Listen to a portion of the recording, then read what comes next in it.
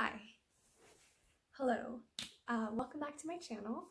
Today we'll be talking about Dune. Now, I've been putting off doing this video for a couple of weeks now because I know that this book is wildly beloved, and even though there's a camp of people that really love this book, I know there's also a lot of people who don't really understand it and who really don't like it. I fall somewhere in the middle, and I just want to talk to you guys today about the things that I really liked from this book and then the things that I really didn't like or didn't really understand. So without further ado, let's get right into it. So, Dune.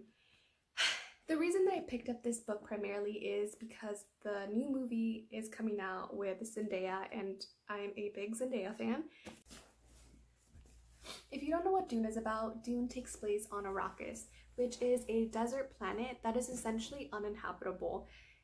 On Dune, you find a spice called melange, which is basically what runs the galactic economy, because melange is used for space travel, and it also helps humans that ingest it have heightened abilities.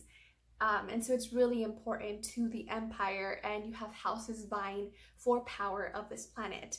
At the beginning of the book, we follow Paul, who is from House Atreides, who has just gained Arrakis as a planet to control. And that's where the story takes off. Now, I don't want to go more into the plot and the details because I want this to remain spoiler-free, but I do just want to briefly touch on things that I didn't like, things that I did like, and even some of the things that I didn't really quite understand throughout the book. But if you're here, I'm still trying to decide whether I want to continue with the series. I did give it a 3 out of 5, so I didn't love it and I didn't hate it. But what are your thoughts? Is it worth reading the rest of the series? Because it can technically be a standalone book. Yeah, let me know your thoughts. So let's start with the things that I didn't like.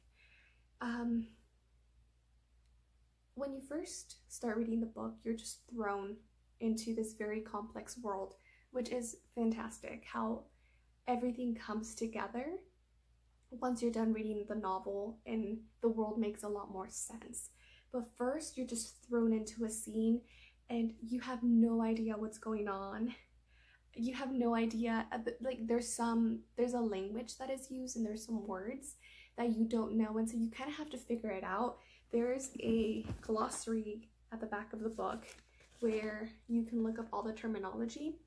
So I constantly had to like read and then go back and read the terminology and read and then go back and look at the terminology. And I feel like that really prohibited me from continuing to read the book because I wasn't as invested in the characters anymore or the plot because I had to keep switching back and forth. So that is a little challenging. It's a challenging book to get into. But I kept going back and forth, and eventually I just restarted all over again and read through it. So that's the first thing I don't like about it. It's that it's very difficult to get into, and you really have to push through a lot of chapters to really get to an enjoyable part. The second part that I don't like about it is Herbert's writing style. He uses this third person omniscient view where you literally have the perspective of every character, but you also have every character's thought.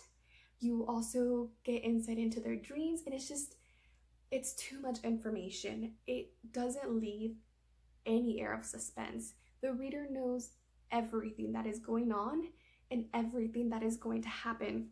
There's also even like little vignettes at the beginning of each chapter or diary entries. I'm not really sure where they come from, a newspaper, maybe like a book that was written later on by Princess Irulan, where she basically tells you ahead of time what is going to happen.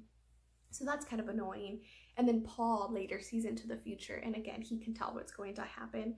So there's just no air of suspense. And as a reader, again, I'm not invested because I already feel like I know what's coming down the road and I know what's going to happen.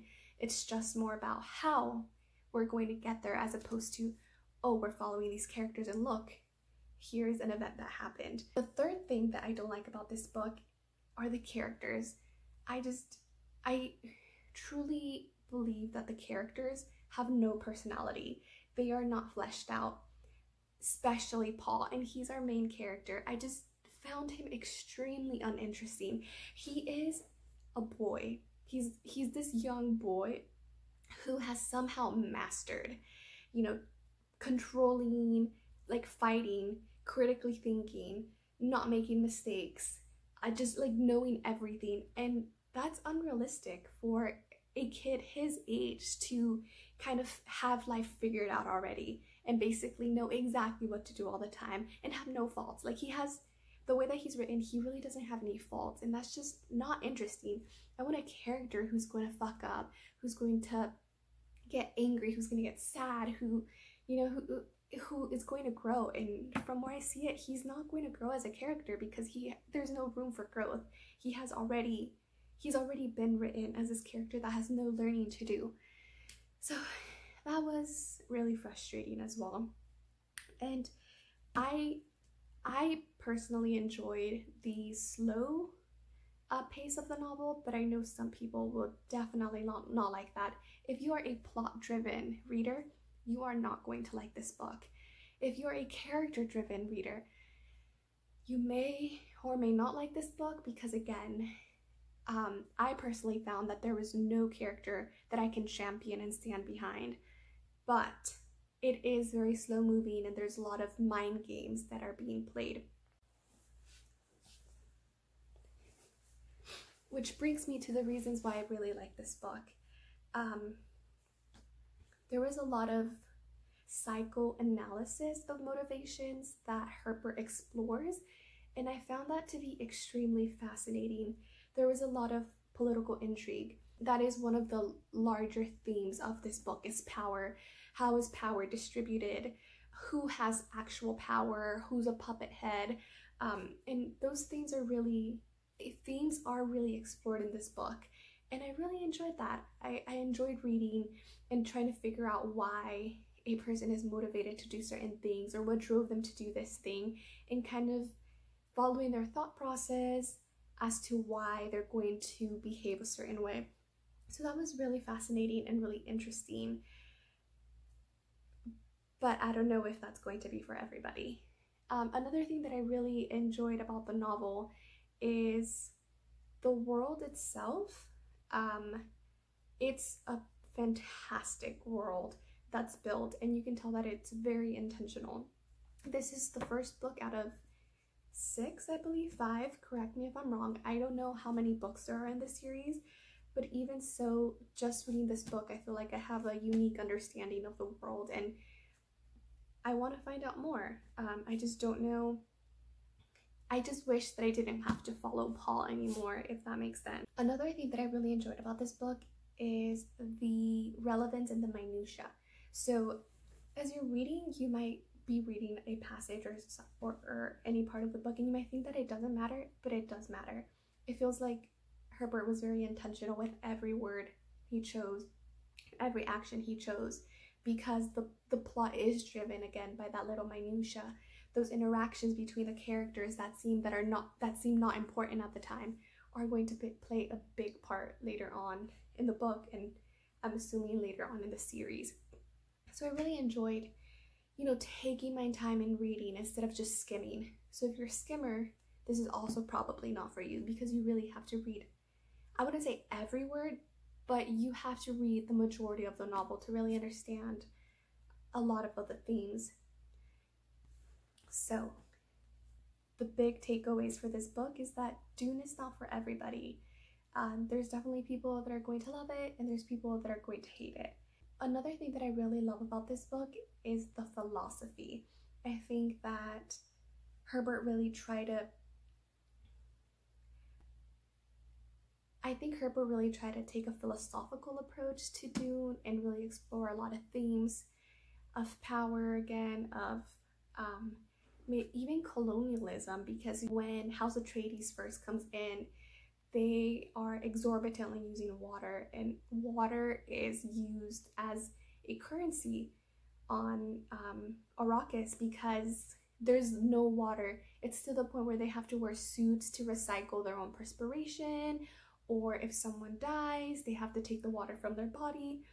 And you can really see that imperialistic colonialism impact on the planet and also the treatment of the Fremen. So it's just really interesting to see all these themes explored and analyzed. I do have to say though, and I'm not exactly sure how I feel about this yet, but there is a lot of borrowing from Islamic culture and from Middle Eastern culture, and I'm not sure how I feel about it yet because I don't know where the series is going. I'm not really sure at this point in time who the book is championing, and that can potentially be problematic. But yeah, I definitely think that if you like slow moving novels and if you really like character studies, where you really like to see and understand the motivations of certain characters, or you like larger themes explored, I think you'll really like this. But it's extremely frustrating. Again, I personally don't know if I'm going to continue the series anytime soon. I might give it a couple of years, a couple of months, because the writing style is super disappointing to me. Not disappointing, but I personally can't get into it just because I know everything before it's going to happen, and that's kind of a bummer for me. Yeah. Have you read Dune? Let me know your thoughts. What do you like? What don't you like? Are you excited for the new film? Thank you.